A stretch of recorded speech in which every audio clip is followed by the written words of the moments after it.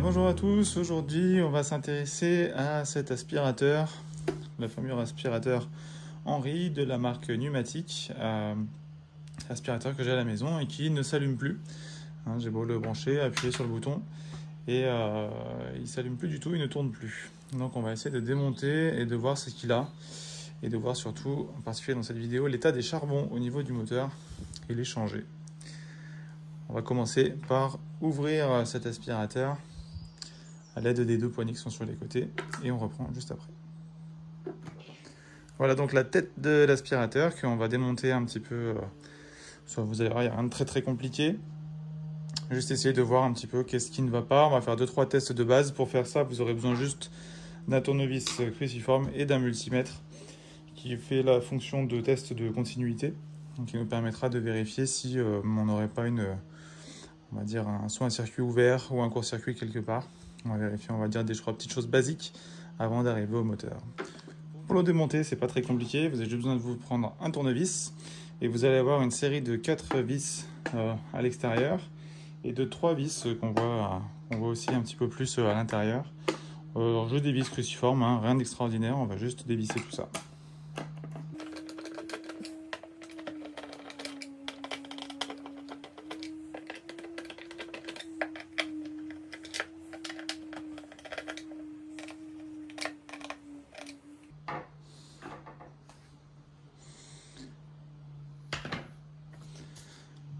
On accède enfin au moteur et on va pouvoir regarder d'un petit peu plus près ce qu'on va pouvoir démonter. Je vais zoomer un petit peu pour la suite. Maintenant qu'on a accès au moteur, on va essayer de le sortir de là. Donc on va le prendre par la cloche qui est ici. Et vous voyez quand il vient, il y a 2 contacts qui viennent de l'interrupteur. Simplement des fiches sur lesquelles on va tirer gentiment pour les déconnecter. Et on va mettre le moteur de côté pour l'instant. On va s'intéresser d'un petit peu plus près au reste de la partie du dessus, on va dire, de l'aspirateur. Vous voyez qu'en fait, il est décomposé en deux pièces. Ici, vous avez la rallonge électrique, enfin le câble électrique qui est avec son enrouleur. Et vous voyez au fond des contacts qui sont graissés, dans mon cas, qui sont en fait un contact tournant, ce qu'on appelle, vous voyez, en fait, les espèces de broches là qui vont être tout le temps en train de patiner sur cette je sais pas comment on peut appeler ça, sur ce disque métallique, et c'est ce qui va assurer le contact électrique entre la prise, l'arrivée électrique et l'électronique qui se trouve à l'intérieur et aussi à la fin le moteur. Donc tout d'abord on va tester la rallonge électrique, être sûr que déjà il n'y a pas une rupture de contact à ce niveau là, ce serait le plus facile pour la réparation. Donc je vais utiliser mon multimètre en mode testeur de continuité. Vous savez, ça fait un bip quand il estime qu'il y a une continuité entre les 2 broches. Donc l'idée, ça va être de maintenir, comme on peut, sur un des pôles de la prise et d'aller piquer les 2 contacts au fond pour être sûr qu'il y ait bien une continuité. Vous entendez le bip. Donc là, il y a bien une continuité sur celui-là. On va retourner la prise pour tester le deuxième. Et on a bien une continuité là. Donc on n'a pas de souci au niveau ni de la prise, qui pourrait être endommagée avec le temps, ni de la rallonge. Donc c'est pas ici qu'on va trouver la raison. On reprend cette partie-là. Vous voyez ici donc le disque de contact métallique qui correspond en fait aux 2 fils qui sont dans le fond, là, qui remontent tranquillement ici. Là. Ces 2 fils, ils arrivent sur le bloc d'interrupteur. Un interrupteur qui est, quand on regarde depuis le haut, si je le vois, qui est en fait un interrupteur qui est en fait sur cette tige ici. Donc c'est là, quand on appuie sur le bouton on-off, c'est ce contact qu'on va mettre en route et activer, désactiver. Donc on va vérifier que ça fonctionne. On a ici le sélecteur de puissance, donc on va aussi vérifier que il est actif dans les 2 sens. Et enfin, on va vérifier qu'on a bien une continuité jusqu'aux broches d'alimentation du moteur, ce qui nous permettra déjà de voir si au moins on n'a pas de souci de continuité de ce côté-là. Donc si je suis les 2 fils d'arrivée électrique, on va déjà tester, on va dire, l'interrupteur. Donc là, je ne sais pas s'il est en position ouverte ou fermée. On va juste tester. Donc il n'y a pas de bip, je pense qu'il est en mode éteint. On va juste l'allumer. Et on va reprendre le test. Là, on a bien une continuité au niveau de l'inter. Et là aussi. Donc c'est pas notre interrupteur qui pose problème. Quand on appuie sur l'interrupteur, le moteur, enfin l'électricité en tout cas continue son chemin jusqu'au sélecteur ici de puissance. Ce qu'on va faire tout simplement, c'est qu'on va prendre l'arrivée électrique et on va aller piquer un des deux départs moteurs. Là, vous voyez, on a bien le bip, donc ça, c'est pas de souci. Et la deuxième arrivée avec le deuxième départ moteur, si j'arrive à l'attraper, on va tenir comme ça. On a bien aussi la continuité. Donc aujourd'hui, on a un système électrique qui, a priori, fonctionne de bout en bout, en tout cas une continuité de bout en bout. Donc a priori, c'est pas de ce côté-là qu'on va chercher. On va donc s'intéresser de plus près au moteur. Alors, qu'est-ce qu'on peut voir sur ce moteur? C'est un moteur de chez Ametec, un moteur Lamb. Vous avez différentes puissances selon l'aspirateur que vous avez pu acheter. Ce qu'on va essayer de regarder un petit peu en détail, c'est les charbons. Alors, les charbons, j'essaie de vous montrer ça comme je peux à la caméra. Ce sont ces deux éléments qui sont sur les côtés, là, de chaque côté, et qui sont en contact avec la partie en rotation au niveau du moteur. Donc la partie en rotation, à chaque fois j'oublie, stator, rotor, donc la partie rotor qui est en rotation. Normalement ces charbons là, c'est eux qui sont censés faire la continuité électrique à ce niveau-là, parce que c'est du graphite et que le graphite est conducteur. Et en fait l'idée c'est que ce sont à nouveau des contacts qui sont en rotation en permanence, hein, puisque c'est l'axe du moteur, et qu'avec le temps, eh ben, ils s'usent. Donc comment est-ce qu'on gère l'usure de ces petites bêtes-là? C'est qu'en fait, le charbon est monté sur un ressort, il fait une certaine longueur, et on va dire qu'au départ, il est rentré, le ressort est bien comprimé au fond, et au fur et à mesure que le charbon s'use, en fait, il va continuer le ressort va se décompenser et faire avancer le charbon au contact du rotor. Donc pour info, je vais vous montrer à quoi ressemble un charbon tout neuf. J'ai commandé ça sur eBay. Donc vous voyez le côté monté sur ressort. Hein, c'est pas moi qui le fais ressortir, il ressort tout seul. Et vous voyez la quantité de matière, d'usure entre guillemets, qu'on a de disponible sur celui-là. On va démonter les actuels pour voir dans quel état ils sont et comparer. Pour les démonter, c'est pas très compliqué. Vous avez à chaque fois deux petites vis qui enlèvent cette bague de protection métallique. Et après, je ne sais pas si je vais arriver à vous le montrer à la vidéo. Peut-être ici, là. Et ici, vous avez un contact métallique sur le côté du charbon qui est relié à une cosse. Donc cette cosse, il va falloir venir la déconnecter pour pouvoir retirer le charbon. Si vous regardez sur le 9, hein, vous voyez, vous avez ce contact électrique là sur le côté. Donc il y a cette cosse qu'on va devoir retirer. Donc je vais commencer par faire ça. Je vais prendre une petite pince à bec courbé pour déconnecter le premier et le deuxième. Maintenant, je reprends mon tournevis et on va enlever les 4 vis en question.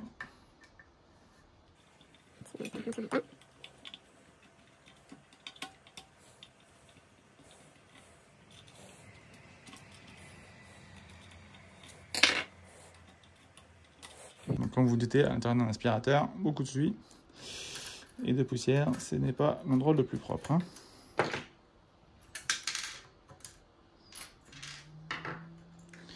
Donc, je retire le charbon et vous voyez, par rapport au neuf, la quantité de charbon qui est disponible, c'est-à-dire proche de 0. En réalité, pourquoi est-ce que mon moteur ne tournait plus? Là, en tout cas une bonne piste que j'ai, c'est que le charbon est arrivé au bout, ne fait plus contact, et il n'y a plus de matière à sortir, donc du coup plus de contact, plus de moteur qui tourne, et plus d'aspiration.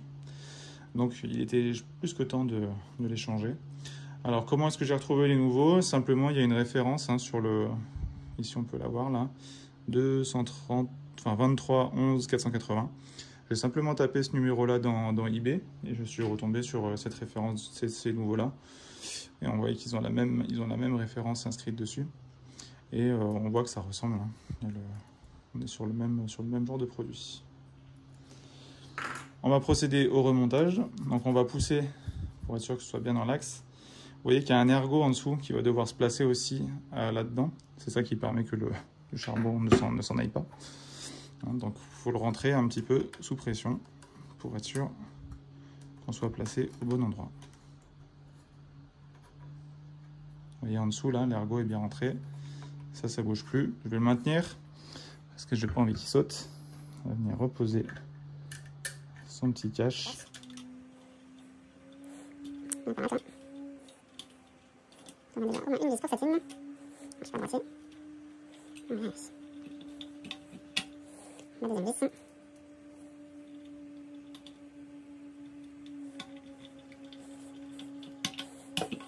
C'est bien. Et on va les reconnecter avec la pince sur la nouvelle cosse.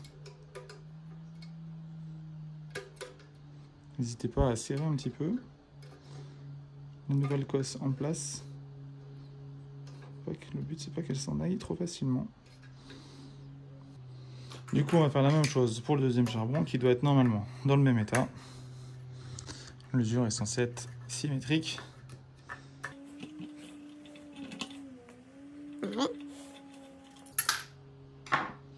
Effectivement, lui aussi, il était au bout de sa vie.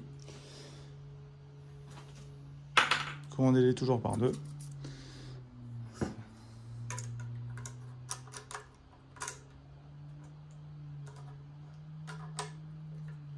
Il est bien en place.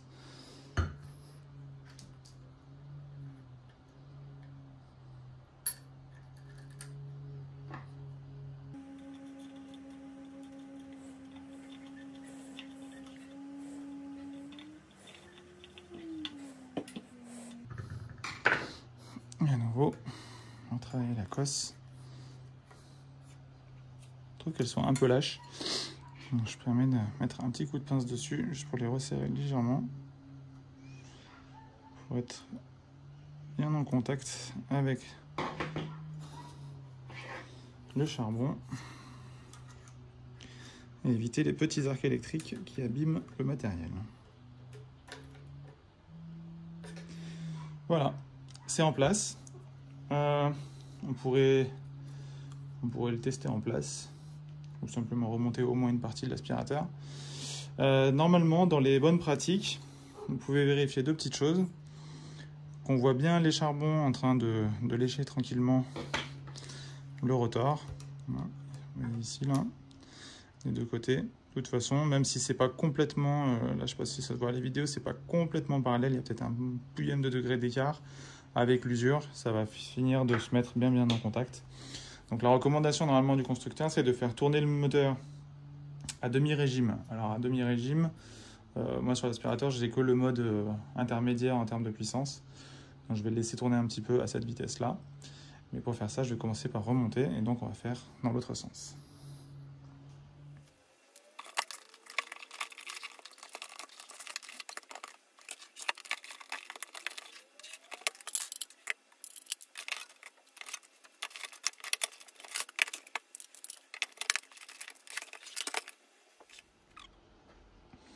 Une fois le capot à peu près remonté, on va venir remettre en place le moteur. Donc là, vous avez juste deux cosses à reconnecter. Vous avez le fil le plus court sur la cosse qui est toute seule ici, et le fil le plus long, là vous avez une double cosse qui est connectée.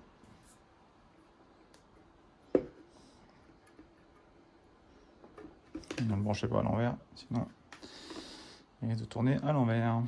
Ce ne sera plus un aspirateur. Ensuite, vous avez des guides au fond avec ces ergots là qui vont aller se placer.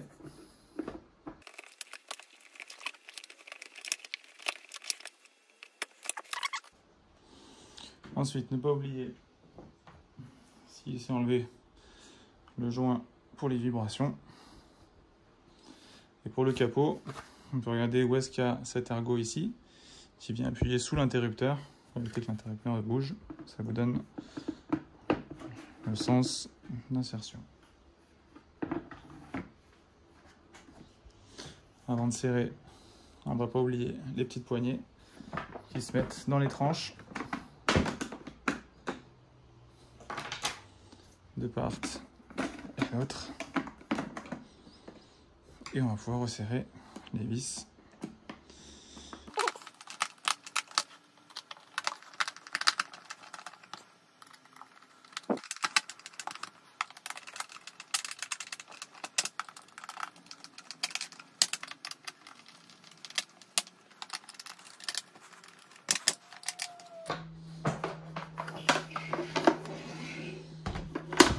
Et voilà.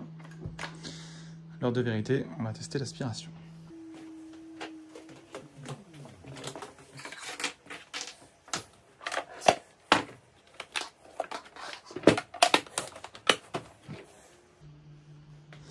Je vérifie que j'ai bien mis l'aspirateur en mode low et on y va.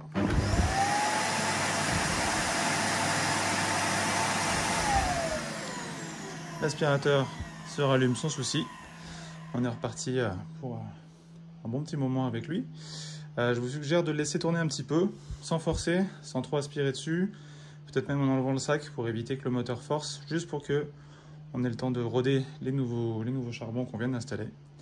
Et puis voilà, vous en avez terminé, vous êtes reparti avec votre aspirateur Henri, presque tout neuf. Merci d'avoir suivi le tuto et je vous dis à bientôt.